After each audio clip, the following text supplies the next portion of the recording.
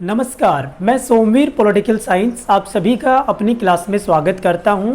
और आज का जो हमारा विषय है वह है religion politics in India, Bharat में धर्म की राजनीति। हमने अपने इस लेक्चर को यहाँ पर 5 भागों में डिवाइड किया है।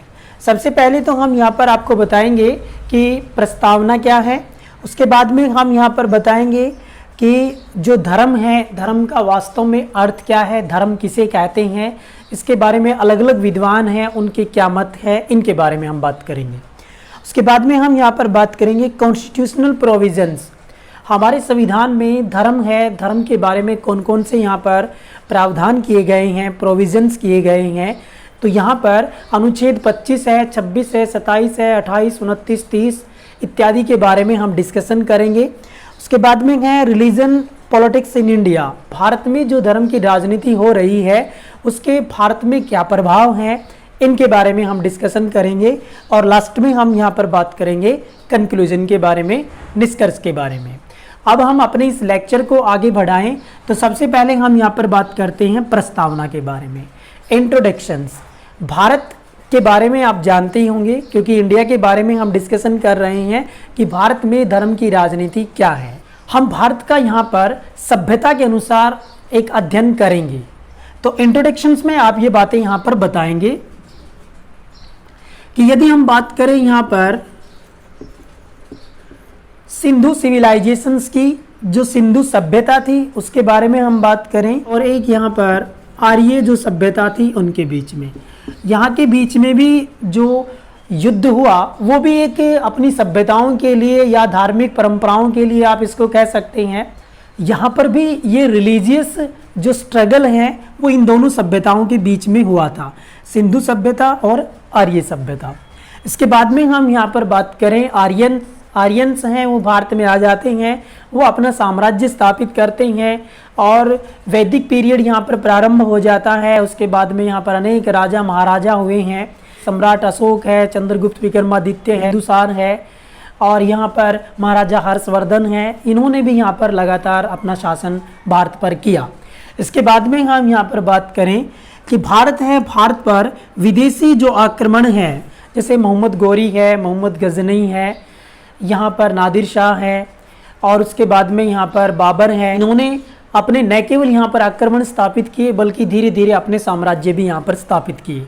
बाबर के बारे में आप जानते ही हैं, उन्होंने यहाँ पर 1526 में यहाँ पर मुग़ल साम्राज्य की स्थापना की और भारत में मुग़ल साम्राज्य एक लंबे समय तक भारत में कार्य करता रहा। इसके बाद में यहाँ पर ब्रिटिश ईस्ट इंडिया कंपनी आ जाती हैं, अंग्रेज़ हैं, वो भारत में व्यापार करने के लिए आते हैं और फिर धीरे धीरे देखते हैं कि भारत है, भारत की जो स्थिति है यहाँ पर शासन भी आसानी से किया जा सकता है, क्योंकि यहाँ पर जो लोग हैं वो आपस में ही एक दूसरे को हमेशा नीचा दिखाने का प्रयास कर रहे थे।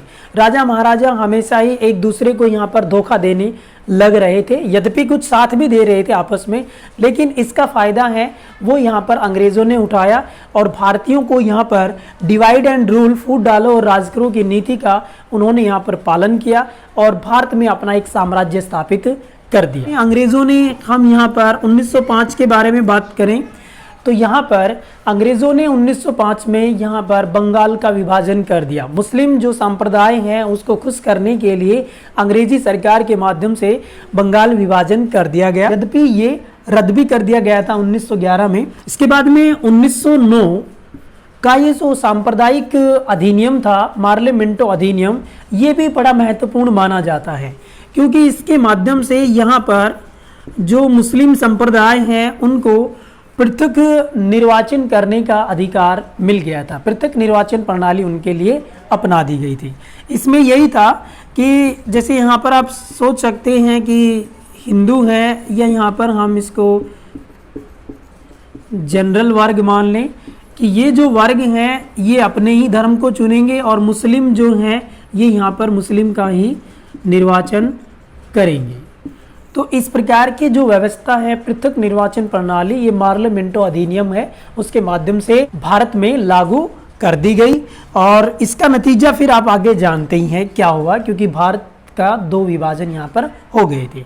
आगे यहाँ पर यहीं तक ये सीमित नहीं रहा, अंग्रेज़ों ने यहाँ पर 1919 में यहाँ पर मॉन्टेग्यू चेम्सफोर्ड जो अधिनियम था वो प्रस्तुत किया और इस अधिनियम के माध्यम से भारत में सिख हैं, यूरोपियंस हैं, एंग्लो इंडियंस हैं, उनको भी पृथक निर्वाचन करने का अधिकार अंग्रेजी सरकार के माध्यम से दे दिया गया। इसके बाद में हम यहाँ पर आगे अध्ययन करना चाहें 1935 से 1937 के बीच यहाँ पर प्रांतीय चुनाव हुए और इन चुनावों में कांग्रेस जो पार्टी है इसको बहुमत मिला और इसके कारण जो मुस्लिम लीग है उसको बहुत कम प्रतिनिधित्व मिला। मुस्लिम लीग है जिसके बारे में आप जानते हैं 1906 में मुस्लिम लीग की स्थापना कर दी गई थी, तो मुस्लिम लीग को यहाँ पर बहुत कम प्रतिनिधित्व मिला और कांग्रेस को ज़्यादा से ज़्यादा सीटें इसको मिली। तो इसके कारण फिर इन्होंने अपने आप को अलगाव यहाँ पर इस समुदाय ने महसूस किया और 1940 में यहाँ पर रहमत अली नाम के एक व्यक्ति थे, उन्होंने पाकिस्तान देश की एक अलग मांग रख दी। इसके बाद में यहाँ पर मुस्लिम समुदाय हैं, उन्होंने 1940 में प्रत्यक्ष कार्रवाई की और इसी का ही नतीजा है फिर ये माइंड्स में सेट हो गया कि भारत है, भारत जब आज़ाद होगा तो इससे दो देशों का निर्माण किया जाएगा। 1947 से पहले यदि हम जानकारी रखना चाहें तो ये दोनों ही यहाँ पर एक थे, पाक और इंडिया है दोनों ही एक थे, परंतु यहाँ पर 14 अगस्त है 1947 को यहाँ पर पाकिस्तान नामक एक देश अस्तित्व में आया और यहाँ पर 15 अगस्त 1947 को यहाँ पर इंडिया है ये अस्तित्व में आया। तो ये एक धर्म के प्रभाव के कारण ही था कि भारत में जो धर्म के कारण ही दो देशों का निर्माण हुआ। उसके बाद में धर्म के आधार पर भारत में अनेक प्रकार के धार्मिक जो सांप्रदायिक दंगे हैं वे भारत में हुए। जैसे हम यहाँ पर इस आज़ादी के बाद ही हम बात करना चाहें 1947 में ही यहाँ पर धर्म के आधार पर अनेक प्रकार के दंगे यहाँ पर हुए। उसके बाद में 1948 में भी पुनः यहाँ पर जो दंगे थे वे हुए और ये जो घटनाएं हैं ये लगातार भारत में अभी तक भी होती आ रही हैं। हम यहाँ पर बात करें 1984 में भी यहाँ पर सिख दंगे हुए जो धर्म के आधार पर ही हुए थे। 2002 के बारे में हम बात करें जो गोधरा कांड हुआ था ये भी एक धर्म के आधार पर ही हुआ था और वर्तमान समय में भी ऐसी ऐसी घटनाएं हो जाती हैं जो कि एक पर्टिकुलर रिलीजन को टारगेट करके उनके ऊपर अत्याचार किए जाते हैं। इनके बारे में आप यहाँ पर प्रस्तावना में बताएंगे, इंट्रोडक्शंस के बारे में आप ये बातें बताएंगे। इसके बाद में आप बात करेंगे मीनिंग ऑफ रिलीजन, धर्म, धर्म क्या है। धर्म के बारे में अनेक प्रकार के जो विद्वान हैं, जो साधु संत हैं, वो अपनी ओर से अलग अलग परिभाषाएं बताते हैं। यहाँ पर हम बात करें, चाहे हम महावीर जैन के बारे में बात करें, बौद्ध धर्म के बारे में बात करें, हिंदू जो व्यवस्था है इसके बारे में हम बात करें, मुस्लिम व्यवस्था के बारे में हम बात करें, जो रिलीजन बने हुए हैं, इनमें रिलीजन्स के बारे में अलग अलग प्रकार से अपनी व्याख्याएं यहाँ पर दी हुई हैं। यहाँ पर धर्म को हम विशेषकर जो रिलीजन है इसमें सभी में आप देखेंगे कि आपको प्रेम के बारे में व्याख्याएं मिलेंगी। रिलीजन है उस सभी रिलीजन में आपको सहानुभूति के बारे में आपको वर्णन मिलेगा। सभी जो रिलीजन हैं उनमें आपको करुणा के बारे में व्याख्याएं मिलेंगी। तो दुनिया का कोई भी रिलीजन्स आप देख लीजिएगा, सभी में प्यार है, सहानुभूति है, करुणा है, इनकी व्याख्याएं मिलती हैं। लेकिन बावजूद इसके फिर धर्म के कारण ही लोग क्यों एक दूसरे को मरने और मारने के लिए तैयार रहते हैं। अब दुनिया का कोई भी रिलीजन पढ़ें, सभी में आपको प्यार, सहनशीलता, सहानुभूति, करुणा, दया इत्यादि के बारे में आपको सभी धर्मों में व्याख्याएं मिलेंगी, दान के बारे में व्याख्याएं मिलेंगी। तो फिर ऐसी कौन सी व्यवस्थाएं हैं जिनके कारण व्यक्ति एक दूसरे को मारने के लिए भी तैयार हो जाता है। धर्म के जो बड़े बड़े ठेकेदार हैं वो, या हम बात करें यहाँ पर जो रिलीजियंस पॉलिटिक्स चलती है, धर्म की राजनीति चलती है, उसके प्रभाव में आकर व्यक्ति एक दूसरे को मारने के लिए भी तैयार हो जाते हैं। सिंपल अर्थों में आप धर्म को आप इस प्रकार से बता सकते हैं कि धर्म मानव सभ्यता के विकास के लिए कुछ निश्चित नियमों का समूह होता है जिन्हें व्यक्ति अपनाकर दूसरों से करुणा, सहनशीलता, प्यार इत्यादि की भावनाएं सीखता है, उसे हम रिलीजन कहते हैं। ये अपने अनुसार आप बता सकते हैं। शुरुआती दौर में हम यहाँ पर बात करें तो रिलीजन्स का जो यहाँ पर तात्पर्य है वो आध्यात्मिक जीवन से है, व्यक्ति का अंतरात्मा से संबंधित है कि वो किस प्रकार से अपना जीवन यापन करना चाहे, इसके बारे में ये बात करता है। लेकिन अभी जो रिलीजन्स है उसको भौतिकवादी ढंग में ढाल दिया गया है कि आप जो पूजा अर्चना करेंगे तो उसमें ये मटेरियल शामिल होना चाहिए, ये आप कोई अनुष्ठान करते हैं तो उसमें ये चीज़ें शामिल होनी चाहिए। ये जो व्यवस्थाएं हैं ये यहाँ पर व्यक्ति को आध्यात्मिक होने की बजाय व्यक्ति को भौतिकवादी बना देती हैं। यद्यपि जो रिलीजन बात करता है व्यक्ति की अंतरात्मा से संबंधित है, जिसमें दूसरों के लिए दया, करुणा, प्यार इत्यादि भावनाएं समावेशित होती हैं, उनके बारे में बात करता है। तो साधारण शब्दों में धर्म का अर्थ आप बता सकते हैं कि ये निश्चित नियमों का एक समूह होता है जिसमें व्यक्ति दूसरों से स्नेह, प्रेम, सहानुभूति, करुणा इत्यादि रखता है और अपने साथ दूसरों के विकास पर भी बल देता है, उसे हम धर्म कहते हैं। इसके बाद में आता है कॉन्स्टिट्यूशनल प्रोविजंस। हमारे संविधान में धर्म से संबंधित कौन कौन से अनुच्छेद हैं उनके बारे में हम बात करेंगे। तो सबसे पहले तो हम यहाँ पर बात करेंगे प्रिम्बल्स के बारे में बात करेंगे। हमारे संविधान की प्रस्तावना कि भारत एक पंथ निरपेक्ष देश होगा, कि we the people of India, हम भारत के लोग भारत को एक समाजवादी पंथ निरपेक्ष लोकतांत्रिक गणराज्य बनाते हैं। तो इसके बारे में ये बात करती है प्रस्तावना। संविधान के पहले ही पेज में यहाँ पर सेकुलर शब्द का प्रयोग कर दिया गया है कि भारत एक धर्मनिरपेक्ष राज्य है। भारत का अपना कोई धर्म नहीं है, बल्कि सभी धर्मों को यहाँ पर समान रूप से संरक्षण किया जाएगा। भारत ने अपने आप को घोषित नहीं कर रखा है कि भारत एक हिंदुओं का देश है, भारत एक मुसलमानों का देश है, भारत बौद्धों का देश है, सिखों का देश है। नो, भारत ने अपने आप को कोई डिक्लेयर नहीं कर रखा है, बल्कि भारत ने कहा यहाँ पर संविधान के अनुसार है कि भारत एक धर्मनिरपेक्ष राष्ट्र है, जिसका अर्थ ये है कि भारत सरकार या भारत है उसका अपना कोई रिलीजन नहीं है, सभी धर्म एक समान है। कोई भी व्यक्ति किसी भी धर्म का पालन कर सकता है, उसका प्रचार और प्रसार कर सकता है, इसके बारे में ये बात करता है। इसके बाद हम यहाँ पर बात करें अनुच्छेद 25।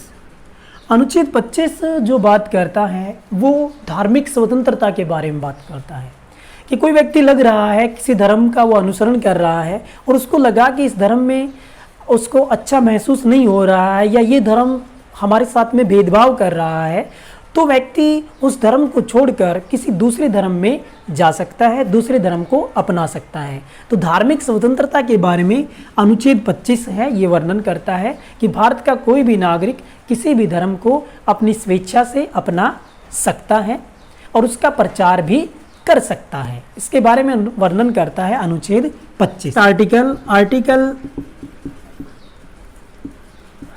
26, अनुच्छेद 26 से ये बात करता है मैनेजमेंट के बारे में कि कोई भी व्यक्ति है वो अपनी धार्मिक जो संस्थाएं हैं वो स्थापित कर सकता है, उनका प्रबंध वो कर सकता है।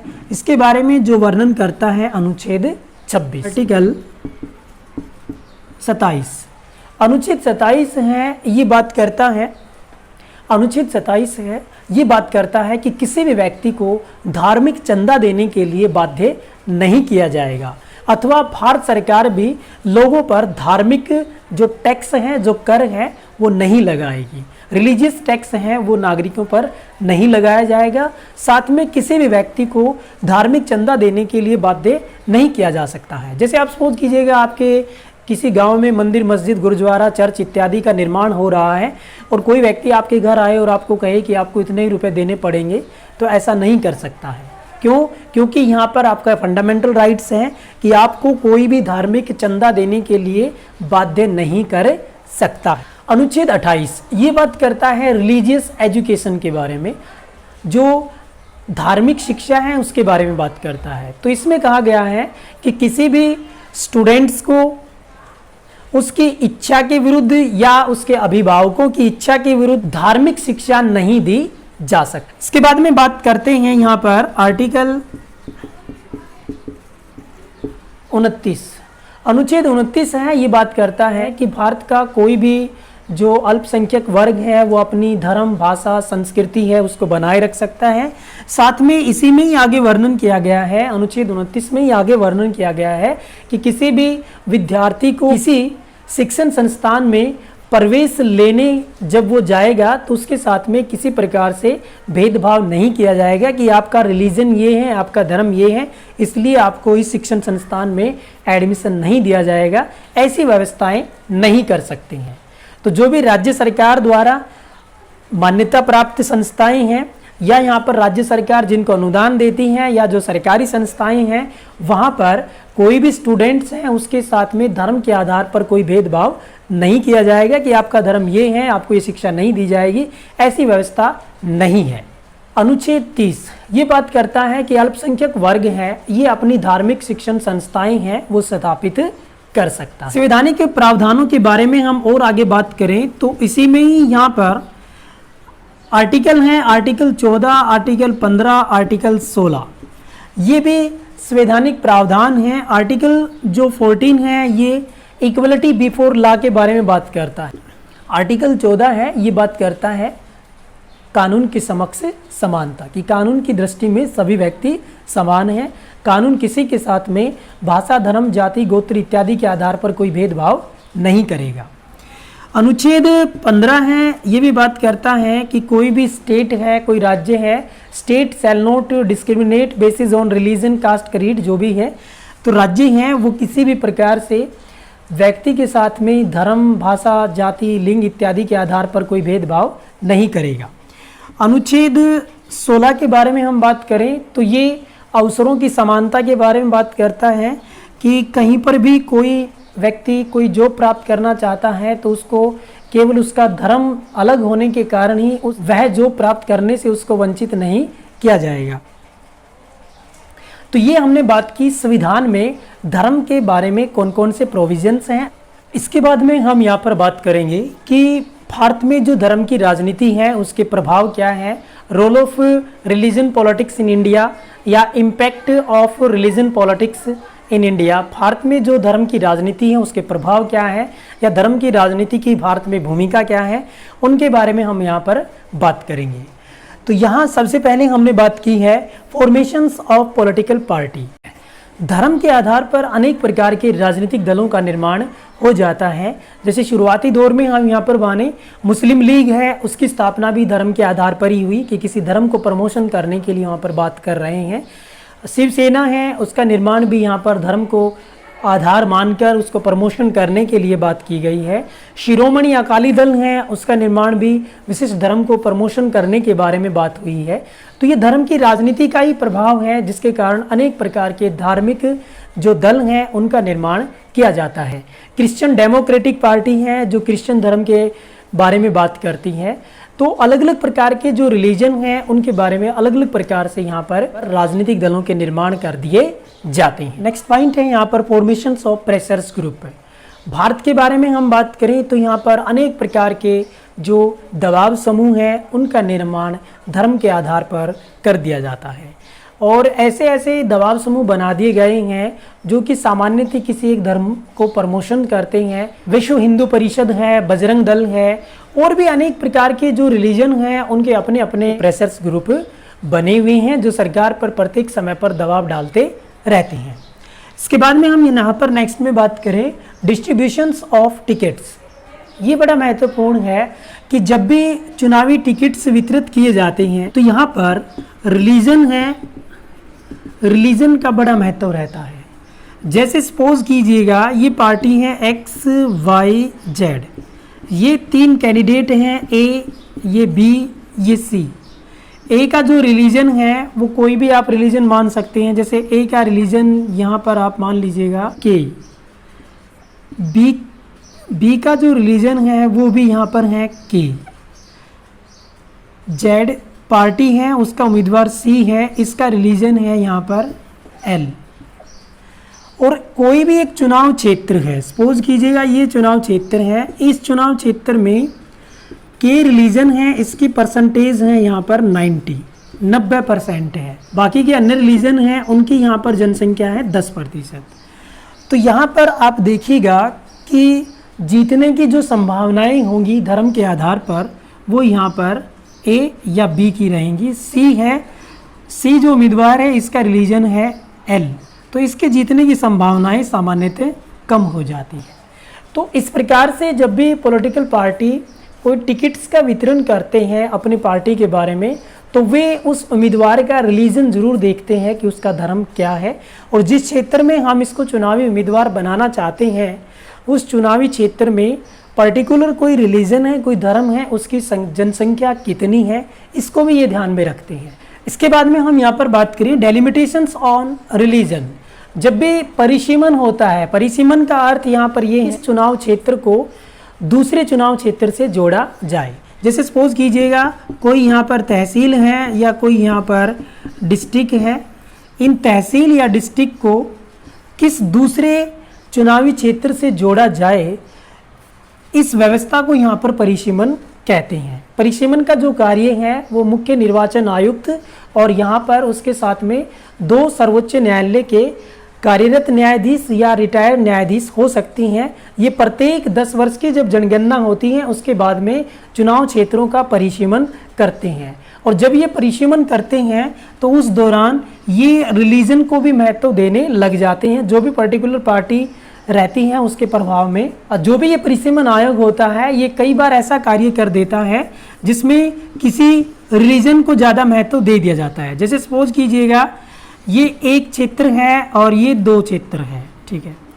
इस एरिया में यहाँ पर बी रिलीजन है, इस एरिया में यहाँ पर ए रिलीजन है। ये जो एरिया है इसमें सी रिलीजन है और यहाँ पर बी रिलीजन है। तो यहाँ आप एक अपनी जानकारी रखें, ये चुनाव क्षेत्र है 1, ये 2। इस चुनाव क्षेत्र में जो सबसे ज़्यादा रिलीजन है वो ए है। इस चुनाव क्षेत्र में 2 चुनाव क्षेत्र में सबसे ज़्यादा जो रिलीजन को मानने वाले की संख्या है वो सी की है, और बी की जो जनसंख्या है वो यहाँ पर इस एरिया में है। ये कोई तहसील हो सकती है, कोई डिस्ट्रिक्ट हो सकती है। और दूसरे में हम यहाँ पर बात करें सी रिलीजन को मानने वाले लोग जो यहाँ पर ज़्यादातर रह रहे हैं, यहाँ पर बी के मानने वाले भी रहते हैं, तो इनकी जनसंख्या यहाँ पर कम है। तो कई बार चुनाव जो परिसीमन आयोग होता है वो ये करते हैं कि या तो इस 2 वाले में इसको जोड़ देते हैं, जैसे इसको ऐसे कर दिया जाएगा,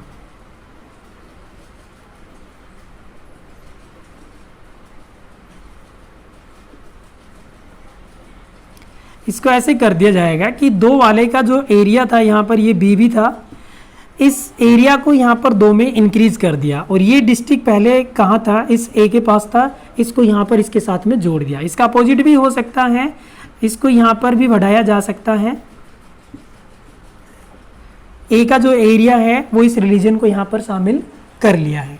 तो ऐसा जो सामान्यतः कार्य होता है वो वोट बैंक के कारण सामान्यतः किया जाता है। तो परिसीमन जो सामान्यतः कई बार होता है वो धर्म के आधार पर कर दिया जाता है। इसके साथ में हम नेक्स्ट बात करें कि जब भी मतदाता वोट डालने जाता है और चुनाव प्रचार भी वोटर सामान्यतः करता रहता है, तो वोट डालने जब जा रहा है तो उसका भी व्यवहार यहाँ पर रिलीजन्स के प्रति हो जाता है। जो भी मतदाता है जब वो वोट डालने जाता है तो वो ये देखता है कि जो भी कैंडिडेट्स इलेक्शन में खड़ा है वो उसके धर्म का है या नहीं। सामान्यतः इंडिया में ऐसी व्यवस्थाएं बनी हुई हैं कि वोटर्स हैं वो अपने रिलीजन्स के व्यक्ति को ज़्यादा पसंद करते हैं, ये प्राइमरी इंटरेस्ट के बारे में। यद्यपि सभी नहीं है, लेकिन ज़्यादातर जो लोग हैं वो अपने धर्म के उम्मीदवार के पक्ष में वोटिंग अधिक करते हैं।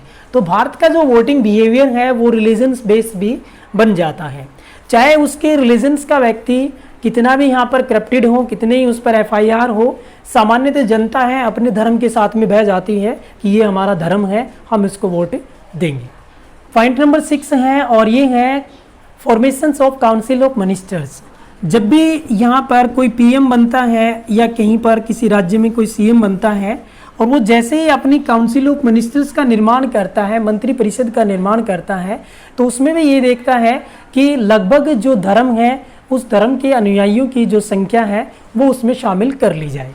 आपने सामान्यतः आप देखिएगा भारत की आज़ादी से लेकर वर्तमान समय तक काउंसिल ऑफ मिनिस्टर देखिएगा, उसमें आपको हिंदू हैं, मुस्लिम हैं, सिख है, ईसाई है, इत्यादि जो रिलीजन है, लगभग आपको सभी रिलीजन के व्यक्ति, ये आपको एक प्रैक्टिकल बात आपको बता रहे हैं। 1947 से लेकर वर्तमान समय तक आप भारत की मंत्री परिषद देख लीजिएगा, उसमें आपको लगभग सभी रिलीजन के मानने वाले व्यक्ति शामिल आपको उसमें मिलेंगे।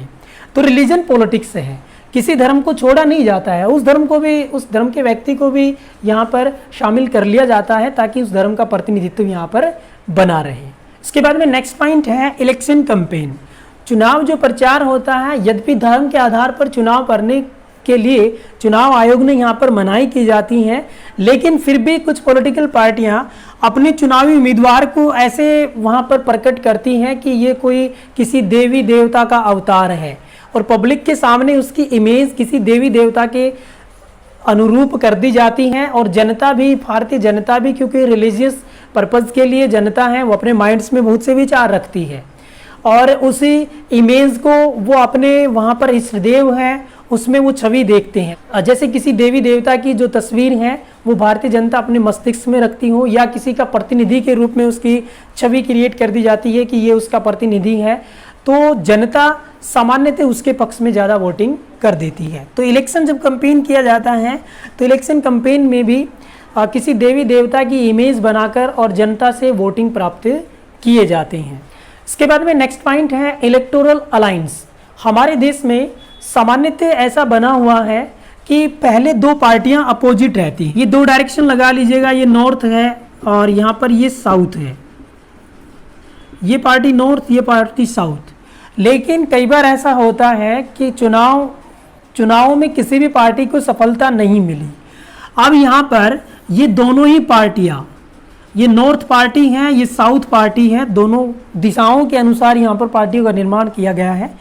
दोनों ही पार्टियां अपने आप को एक स्थान पर आकर जोड़े लेती हैं ताकि राजनीतिक सत्ता प्राप्त की जा सके। उनको लगता है कि अभी उनके पास में कोई विकल्प नहीं है तो क्यों ना हम एक आपस में एक हो जाएं। तो यहाँ पर चुनावी जो गठबंधन है वो सामान्यतः राजनीतिक दलों द्वारा धर्म के आधार पर कर लिए जाते हैं। कई बार ऐसा होता है कि एक धर्म दूसरे धर्म का यहाँ पर विरोधी प्रतीक आपको नजर आता है, लेकिन जैसे ही चुनाव में देखा कि सफलता नहीं मिली है तो आपस में गठबंधन कर लेंगे और वहाँ पर सरकार का निर्माण कर देंगे। इसके बहुत से उदाहरण हैं। हम यहाँ पर पर्टिकुलर किसी पार्टी के बारे में नहीं बताएंगे क्योंकि 1952 से लेकर और वर्तमान समय तक ऐसे अलायंस लगातार होते आ रहे हैं। धर्म के आधार पर पार्टियाँ, एक धर्म दूसरा पार्टी का धर्म है, वो आपस में यहाँ पर जुड़ते हुए नजर आते हैं राजनीतिक लाभ प्राप्त करने के लिए।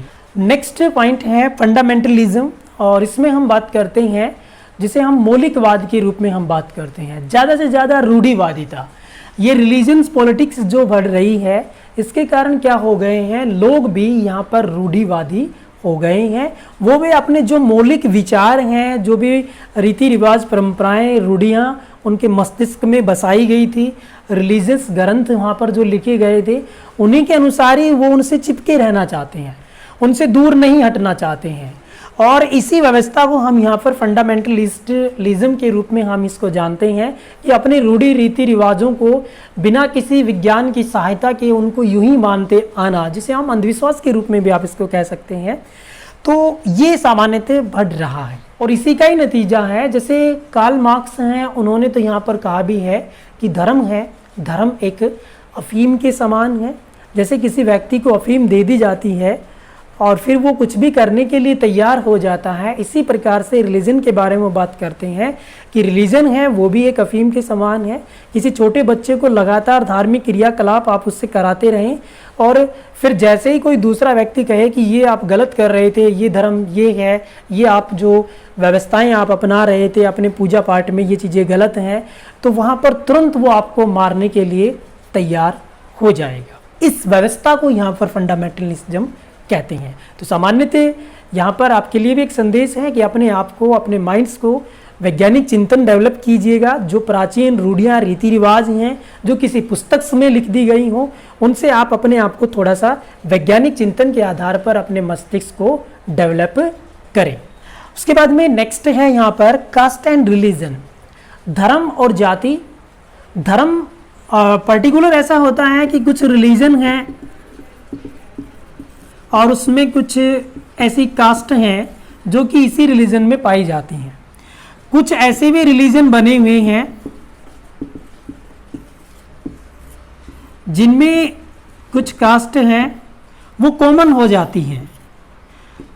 यहाँ कोई ए रिलीजन था और यहाँ कोई बी रिलीजन था, ये कोई सी कास्ट थी और यहाँ पर भी कोई सी कास्ट थी। कि एक रिलीजन में वहाँ पर जब अलग अलग कास्ट वहाँ हो जाती हैं तो इनका यहाँ पर कॉम्बिनेशंस हो जाता है, इनका कॉम्बिनेशंस हो जाता है। रिलीजन है, सामान्यतः दूर हो जाते हैं। तो ये रिलीजन है, ये रिलीजन सामान्यतः करता है कि आप यहाँ आ जाएं।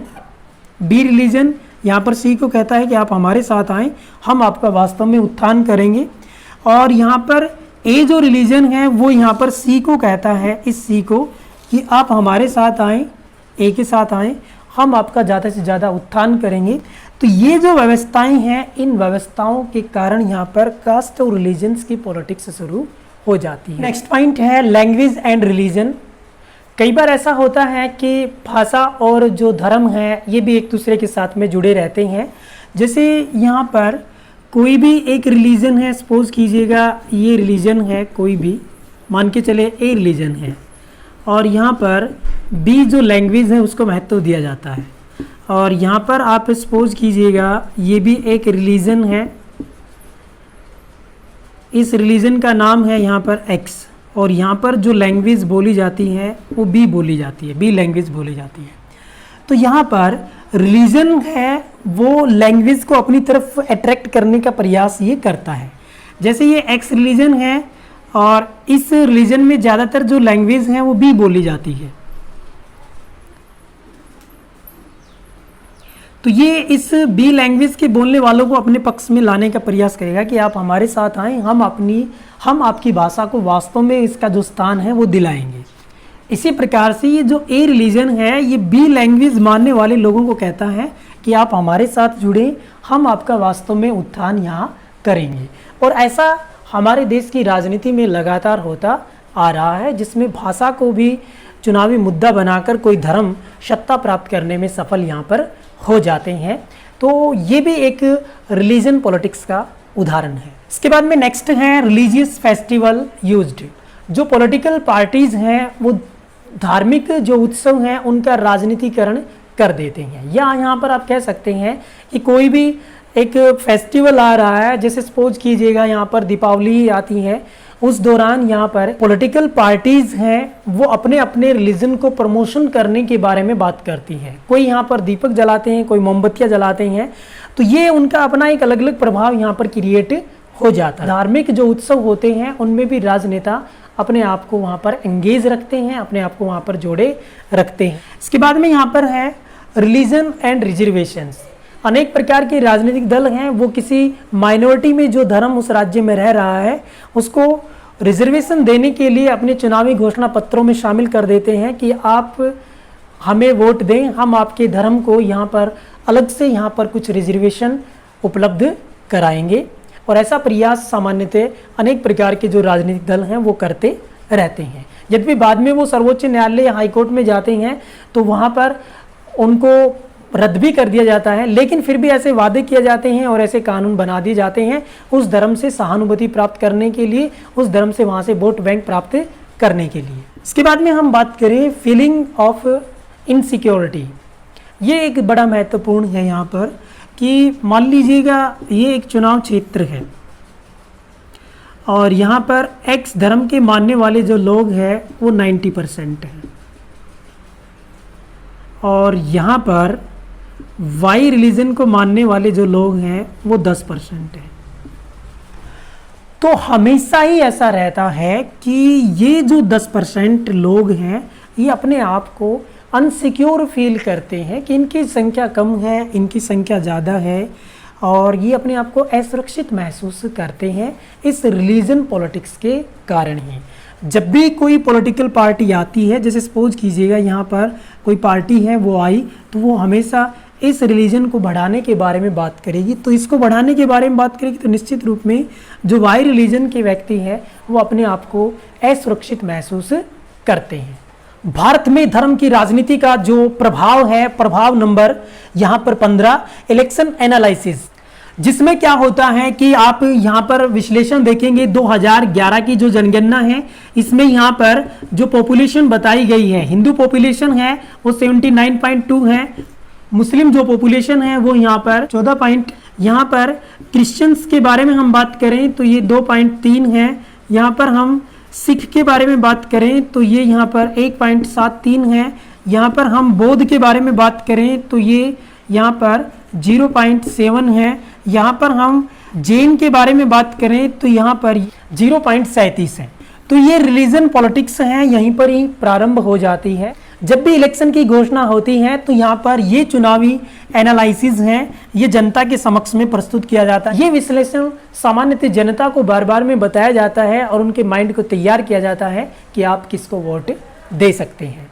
तो ये जो चुनावी समीकरण है ये भी भारतीय राजनीति का एक धार्मिक प्रभाव का ही है। यदि इस पर रोक लगा दी जाए तो निश्चित रूप में चुनाव परिणाम कुछ और हो सकते हैं। इसके बाद में आप यहाँ पर बताएंगे निष्कर्ष, और निष्कर्ष रूप में आप कहेंगे कि भारत है, भारत में अनेक धर्म यहाँ पर निवास करते हैं और उन धर्मों की जो संख्या है वो इस प्रकार से है। बहुमत में जो धर्म है वो हिंदू है, उसके बाद में जो अन्य धर्म है वो अल्पसंख्यक वर्ग में आते हैं, और यहाँ पर संविधान में सभी धर्मों को एक समान माना गया है।